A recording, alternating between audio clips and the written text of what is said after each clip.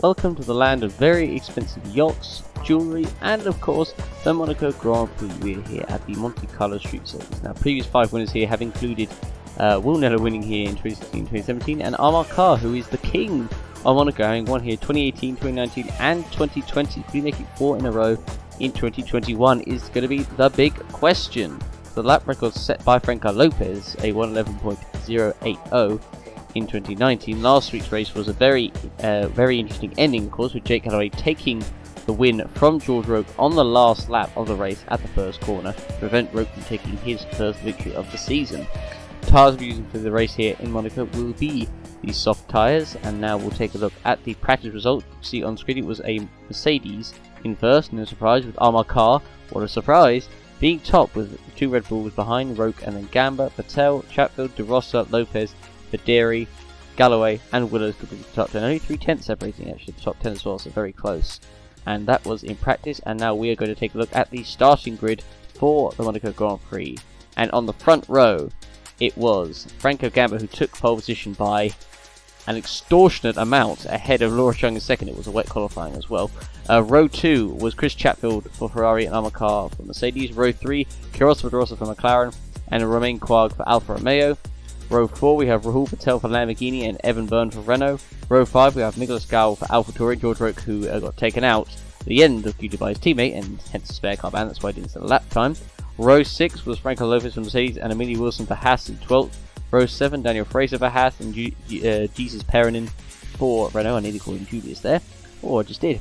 Felix Sontag 15th with Andrea Federi in 16th. Julius Anderson 17th with Jake Callaway 18th. Row 10, David Cooper for AlphaTauri and Joseph Willis for McLaren. And the last row of the group we have Jamie Griffiths for Williams, Alberto Moichin in his favourite spot, 22nd for Aston Martin Mercedes. So of course qualifying at Monaco and in practice has always been chaotic and will continue to be chaotic. And breaking news is that the Monaco Grand Prix will lose its cornerstone race status after the race. It does not necessarily mean it will be removed from the calendar, but it could also be booted off future season the same way all other tracks can, apart from Silverstone, Spa and Monza, which are the 3 best tracks on the calendar. So, Monaco, it's going to be chaotic, there's bound to be crashes, there's bound to be lots of overtaking, yeah, quote unquote. But it's going to be a dry race nonetheless, 0% chance of rain. So let's get onto the grid and see who is going to take the crown, or if someone can take the crown off of Amar Khan this year.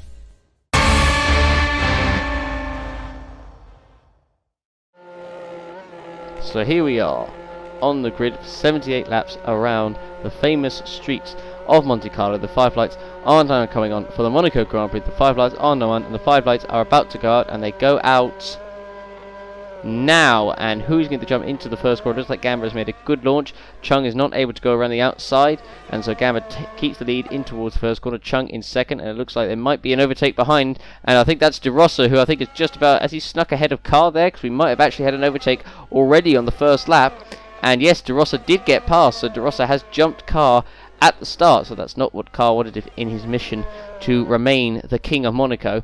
But Gamba still leads, Chung is in second, Chatfield third, and yes, there you go, De Rosa, the only one to make a movement in the top 10, passing Carr for 4th position. So there's the rest of the order. So there's De Rosa, Carr, Quag, Patel, Byrne, Gal, and Roque completing the top 10. The rest of the order following through as always. And it looks like so far they have kept it clean and no damage at any point, but that is bound to happen at some point in Monaco. I don't think we've ever gone through a GP4 C race in Monaco without a crash of some sort. And of course strategy will be very interesting here because of course many people will try and opt for the 2-stop, some may do the 3-stop, and of course some may do the ultimate strategy and go for the 1-stop, which again around here is entirely possible to do, because even if you're slow as anything, it doesn't matter because no one can really overtake you, so it doesn't matter as much. But Gamba already getting a second gap to Chung, and even more than that, just over I think it's about, is that 3 seconds, I believe it is. We're looking at Nicolas Gao, who's still under pressure from Roque. Oh, and Gao makes a slight error there, has a little lock-up, and just about managed to keep the car on the road ahead of George Roque there, and that could have gone horribly wrong, but fortunately it has not. So Gao just about keeping the position ahead of George Roque in the Red Bull. Meanwhile, Rahul Patel is the first driver to go to the pits on lap 11, and this is, well, this is an extremely early pit stop, to say the least. So I'm not sure if this strategy is going to work for Patel.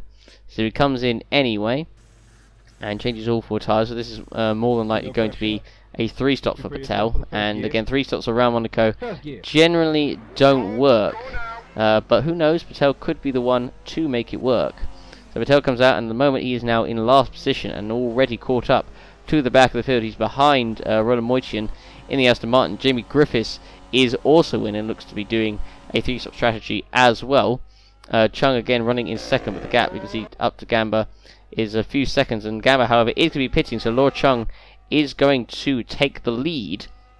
As we look at Gamba coming through the swimming pool chicane, heading up towards the final couple of corners, heading up towards Raskas.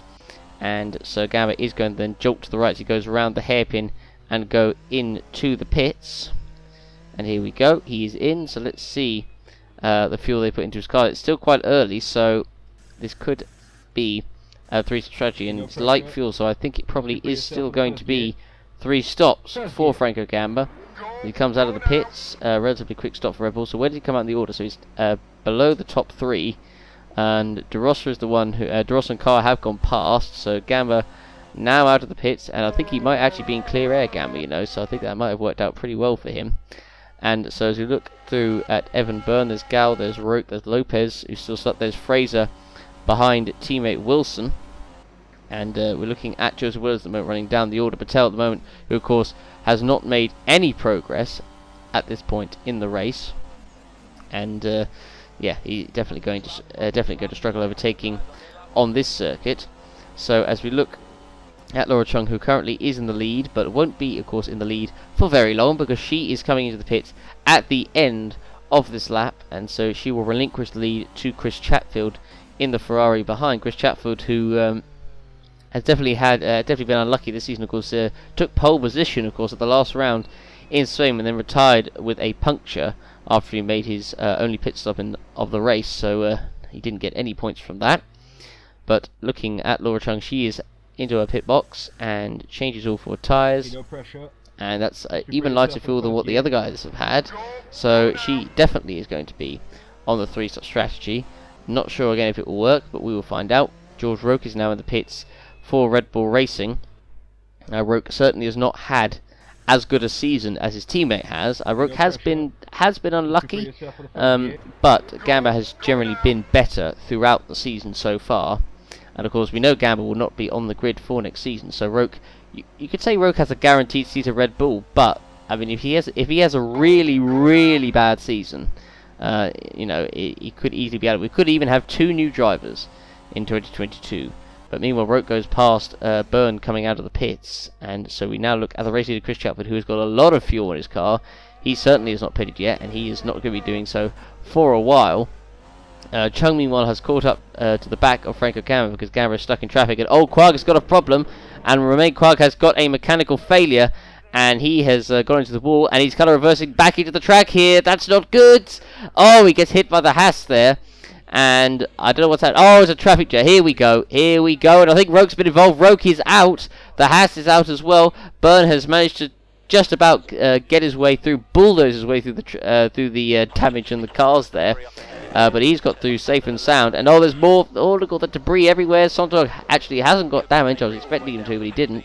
Quag's retirement was actually a loose wheel, and Patel passes Joseph Willers there. He got caught on the debris. Can he make it stick? Yes. So we have had it overtaken. Rahul Patel is the one to do it. So congratulations. Meanwhile, Armour car obviously is going to be on the 2 stops. So this is what happened. So of course Quag pulled off. Quag's car rolled back into the track, and then Wilson again also bulldozed her way through, but she got damage, and so she had to retire. Or was it Fraser that got? No, it was both Hasses. Both Hasses are out. Wilson and Fraser, and Byrne and De Rossa there managing to make their way through the middle, and George Roque was the other driver to get eliminated in that mess. So this is the onboard for him. So he was behind the McLaren, and he thought he could see a gap, and then those wheels came out right in front of Roque, and he had nowhere to go, and the damage was done, no pun intended. So this is the onboard from Patel, who of course overtook Willows, who got stuck. He hit the wheel. He didn't get damaged. I'm surprised more cars didn't get damaged from that, even though there were a lot involved. So he actually got past the Aston Martin. He actually got past the Aston Martin and the McLaren as well, did Rahul Patel. So that is 2 overtakes. 2 overtakes on one small straight. So well done to Rahul Patel there. Meanwhile, this is Gamba, who is trying to take a look at Carr. He's actually going to have a look down the inside. And he can't make a stick as Carr goes over the curb, goes a little bit wide, and just about avoids the board. Oh, hang on a second.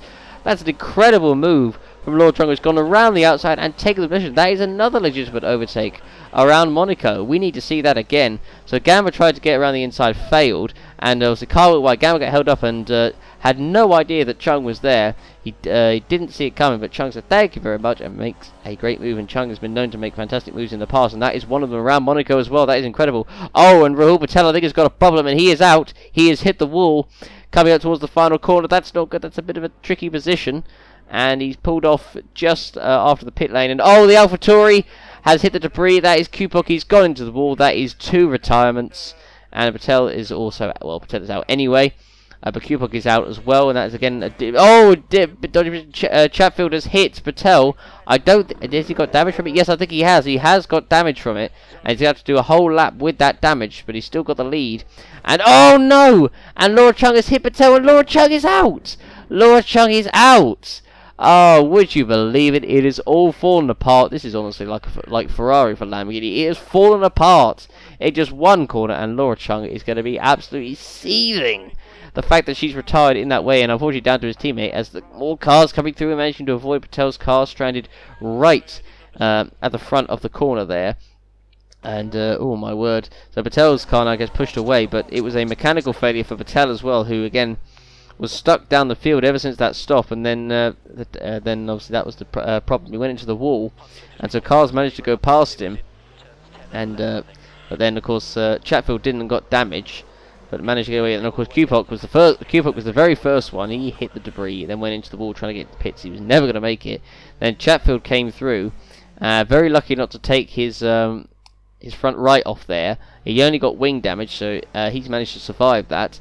The Mercedes of Carr managed to go around the outside of Patel. Chung unfortunately couldn't do the same, couldn't do it in time, so she retires as well. So Amar Carr is now the leader, of course, with Chris Chatfield in the pits. So of course that's actually worked out, let's remind you, perfectly for Amar Carr, who is now leading. And could he be on for his 4th straight win in Monaco to retain his kingmanship at Monaco? Well, we'll see. But at the moment it's going well for him. Chatfield obviously has finally made it to the pits with that damage, because he was going to be going on the it was going to be on the one side, and the team aren't even ready for him either. So despite the fact he went a whole lap with that damage, the team was still not ready for him. So yeah, but Chatfield is not going to be happy. And so he'll change all the tires, change wing, adds a bit more fuel to his car, so it's now going to be the 2-stop. But Chatfield will not be happy at the fact that the team was still not ready for him, despite the fact he went around a whole lap with that damage. And so Byrne has actually now gone past, and does De Rossa do the same? The answer is no, he doesn't. So he just gets ahead of De Rossa there. That's lucky. And meanwhile, we're looking at Miguel Escal, by the way, who's running in P3 in the AlphaTauri. Remember, we had Julius Anderson take the podium before Monaco, so anything is possible. And at the moment, Miguel Escal is on the podium. Could he do it? I mean, that would be miraculous in AlphaTauri, which is I think the worst car on the grid. I mean, Aston Martin are probably just about quicker than them. Although, I mean, it's mainly Roland that's been that's been nearly bottom of every qualifying this season. And speaking of actually Anderson, he is in the pits for AM, so he is in for his first stop of the race, I believe. Gal at the moment, who's ahead of Lopez. So I mean, Lopez obviously his car is so much quicker than Gal's, but of course he can't overtake. And actually now this is his chance, his big chance in the stops here. Lopez to jump Gal. A pit stop battle between AlphaTauri and Mercedes. I bet you would never have thought that would be the case this season. And Lopez has made a pretty good stop. He's already got ahead. I don't know if Gal will be able to get out in front, and the answer is no. So Lopez has jumped Gal in the stops there. That's a good job from the Mercedes team. And so meanwhile Gamba is once again stuck behind Amar Carr, and he will be for quite a while, because of course again we don't see much overtaking around Monaco. So this is Byrne at the moment running in P3. He has Chatfield in the Ferrari behind him, and of course this is a battle for the ages, this one. We've seen these two battle and have many collisions, so who knows what could happen here, and particularly at Monaco there's a bigger chance for that as well. Meanwhile, Felix Sontag in the Williams is in. A 7.3 second stop for him there. Carr meanwhile is in, so Franco Gamba now takes the lead of the race. So Carl pits and he'll be on the 2 stop. Quick stop there for Mercedes, and he's going to come out still in a comfortable 2nd position because Byrne's only just about coming around Rascasse now, so Carl will be in a comfortable 2nd. So at the moment it's actually looking pretty good for Armour Car. Oh, it's looking even better now. It's looking fantastic for him now because Franco Gaba has had an engine failure from the lead, and it's all falling apart for Red Bull here in Monaco. Well, it's already falling apart. Really, I mean, he had a comfortable lead, and now that lead is going to be nothing. I mean, he could even lose his championship lead, Franco Gaba, but would you believe it? His car breaks down him as, and no pun intended, car comes around the corner just as Gamba's car is removed from the circuit, and then just coming across the line there, engine goes poof, and there we go. That is that. So, wow, that is just, I mean, you couldn't write that, could you? That is just gifted Armour Car the lead of this race, and, I mean, I say, there's still over half the race to go, so his win is certainly not guaranteed, but he just wants it there. He doesn't even have to put much effort in his car. He doesn't really need to put his foot flat to the floor, because he's in the lead, and he knows no one can overtake him.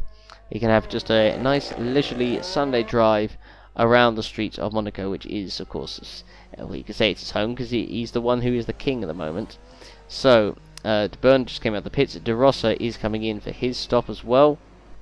So Lopez and Gal will go back in front of him. So De Rossa, who is going to be making another stop. Imagine unless he gets fuel to the end. That is 23, so the answer is nope. He will be pitting once more before the end of the race. Jesus Perrin has just come out of the pits as well. Sontag at the moment in 12th position. He's got one more stop to go. I think most of the field does have one more stop. Chatfield as well. And meanwhile, this is Sontag, who is being lapped by the Mercedes, and this is a very dodgy place to get lapped, really. And yep, and Sontag manages to stay out of the way, but unfortunately in the meantime Griffiths sneaks around the outside and takes the position away from him.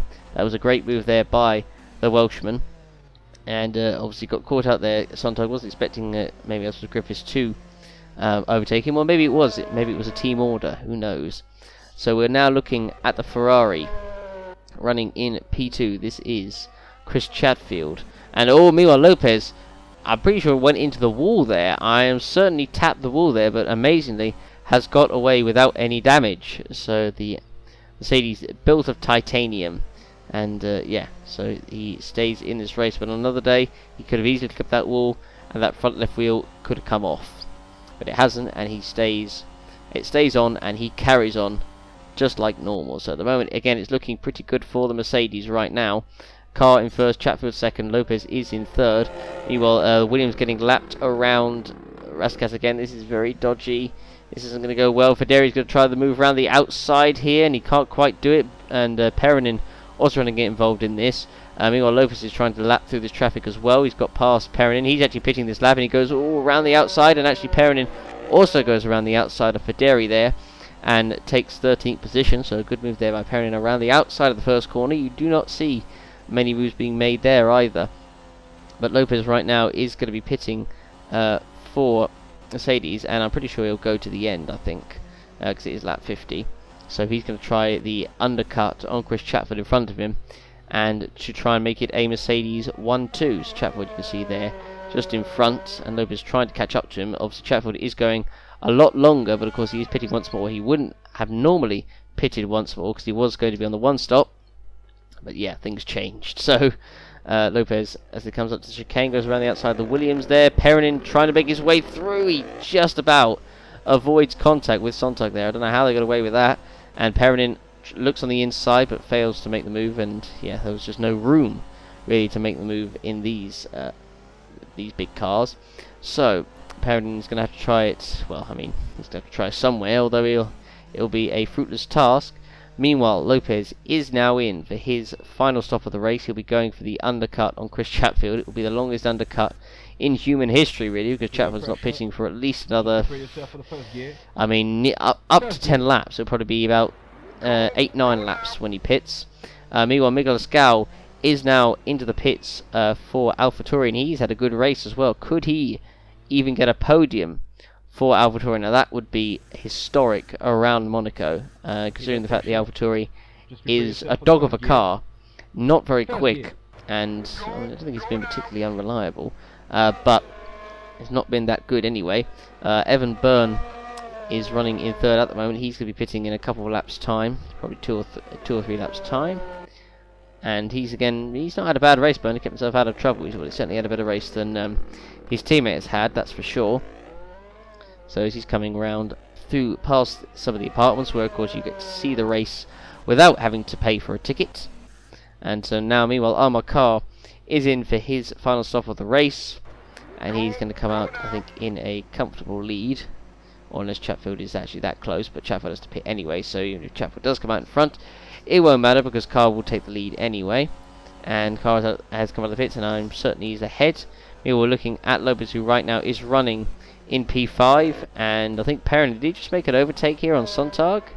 I believe he did, and yeah, he did. So that's a great move there by Jesus Perrin on Felix Sontag there. So we've had another clean overtake here at Monaco. We've had actually quite a few this year, probably more than I think we've ever had. I don't even remember seeing this many. And so now Byrne launching down the inside of lap traffic here, launched it down the Alfa Romeo of, I believe that is for Dairy. And so now Lopez, of course, is right behind these guys. I think all of them have to pit, so he doesn't need to worry about them. And yet Byrne is one of them, so Byrne now comes into the pits for Alpine. And for the Alpine team, I say it's Renault team, but obviously Alpine on the Halo. So he changed the orders, and actually a number of drivers in. Sontag is in as well. De Rossa in too, so that leaves a clear space, a clear path for Lopez to go through and move up onto the podium positions. So he's now back up into third place, which will become second when Chatfield does eventually pit. So now Jesus Perrin comes in for Renault, as they are sometimes affectionately known.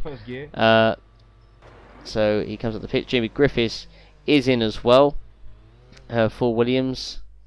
So he changes all 4 tyres. We're getting closer to the end of this race, which I think people are going to be happy with. Again, it's not particularly exciting here at Monaco, but what can you do with these big cars and around Monaco, which is a notorious circuit, a notoriously hard circuit to overtake on. So Griffiths comes out in 11th position, a little bit ahead of the Mercedes there. We don't need to worry about being lapped, so he'll be on fresh tyres. So Carr at the moment has a comfortable lead over Chatfield, 16 seconds, extending that because Chatfield, his tyres are going to be pretty worn at this point. He's going to be pitching, I think, 2 or 3 laps time, I think. But yeah, it's at the moment it looks like it's Carr's victory, unless something goes wrong. He's got it on a platter, and will he keep it that way? Meanwhile, the McLaren of Joseph Willows, of course, a winner this season in the OC as well, winning the Portuguese Grand Prix. So we were looking at Julius Anderson, who's now getting lapped by the Ferrari of Chatfield, or Chatfield's trying to go around the outside. Oh, he makes contact there, Chatfield, and oh, he's missed the pit entry, and Chatfield has gone into the wall, and that is now a Mercedes 1-2. You can see that was going to happen, but Chatfield just needed to back off a little bit more and try to go to the pits. He was never going to make it, and it was the worst possible time to catch Julius Anderson there. And you can see just hidden there. He just needed to back off and he would have got in, but he just got put off by the Aston Martin. That's the power of Julius Anderson. And now he comes out of the pits, and he's going to kind of looks like in the points. We're looking at the AlphaTauri, by the way, of Miklas Gau, who is on for a podium as Willows makes a mistake there. I think he went into the wall and somehow managed to avoid all 3 walls there, despite the fact his car was very much out of shape, to say the least. That is a very lucky escape. So we now have just 4 laps to go. Car is still leading comfortably. Federi has gone wide, and Federi has gone wide, and he's gone into the wall. And Federi is out of the race. He was down in 11th, but he's not going to be getting anything now. He wasn't getting anything anyway.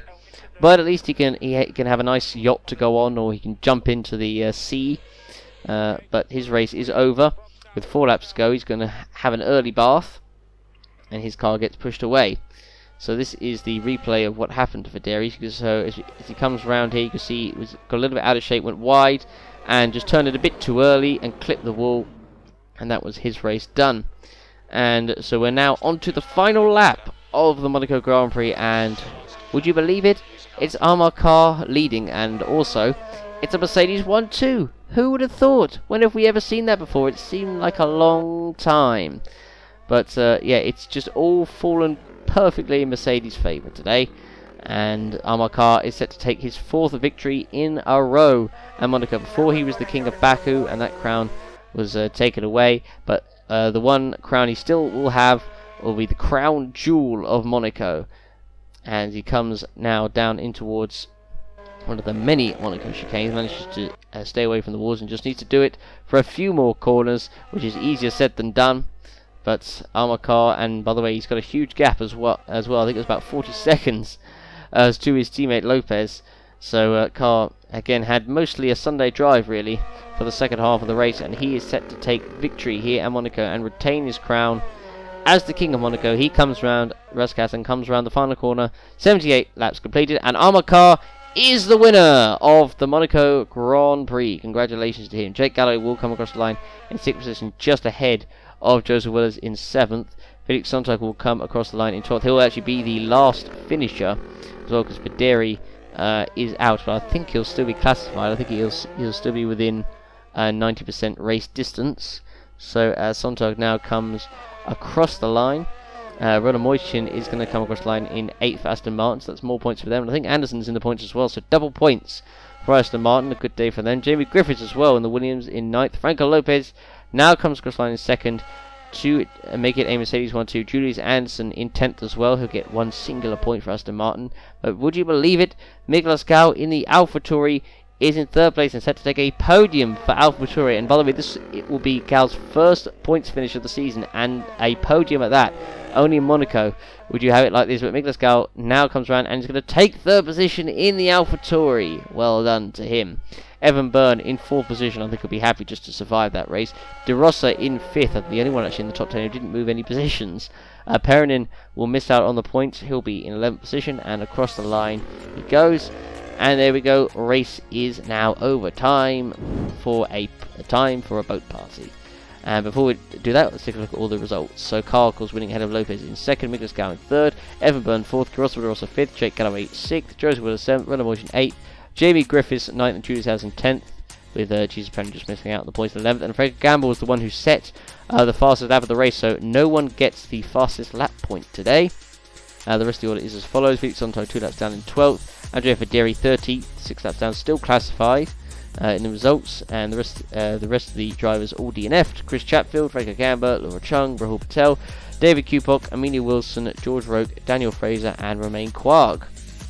And here, the Driver Championship, there's been a lot of movement. The most important being that Carr now takes the championship lead for Franco Gamba by 8 points. Franco Lopez moves up into 4th. His recovery is really beginning, and George Roke down to 8th, so he's had a tough season really, to say the least.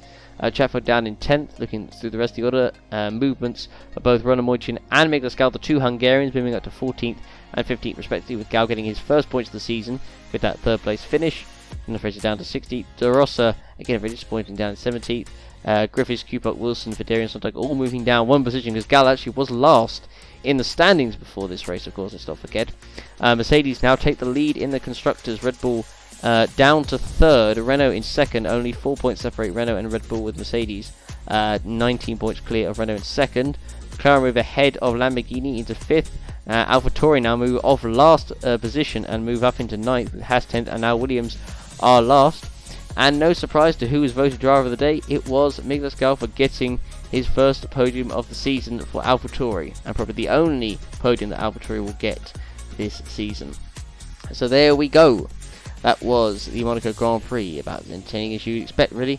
Thanks everybody for watching. We'll see you for the next round of the French Grand Prix at the Circuit Paul Ricard. Thanks for watching everybody. Don't forget to like the video, check out our links in the description, check out our Twitter, join our Discord, check out Wiki pages. Thanks for watching everybody, and we'll see you in France. Bye bye.